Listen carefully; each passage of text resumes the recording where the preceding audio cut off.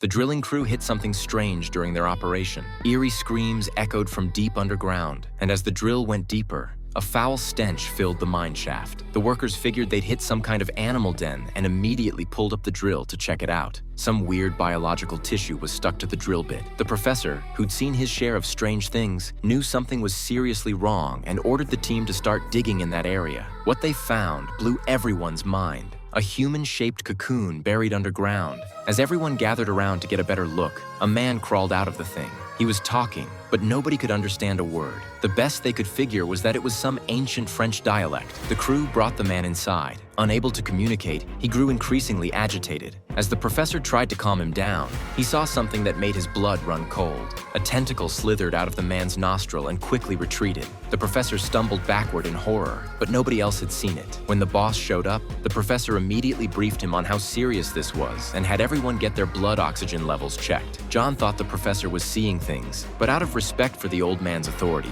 he went along with it and held the man from behind for the test. During the checkup, the tentacle appeared and vanished again.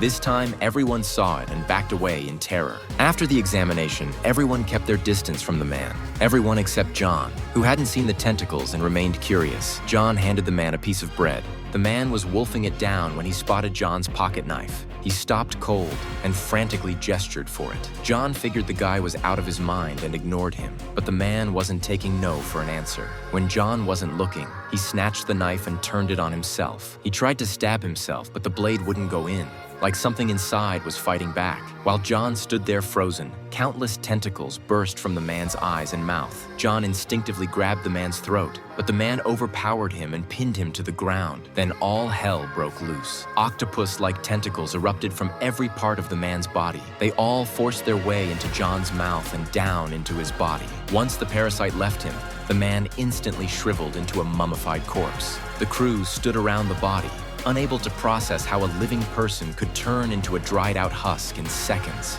John desperately denied having any contact with the man, trying to cover up what happened. Back in his room, he kept checking himself in the mirror but couldn't spot anything wrong. When his roommate asked why he kept looking at himself, John reluctantly admitted he thought there might be a monster inside him. Meanwhile, the professor's test results came in. The cellular and DNA analysis confirmed the man they dug up was definitely human. But when they biopsied his skin, they discovered he was a eukaryotic organism, which didn't match up with normal human characteristics at all.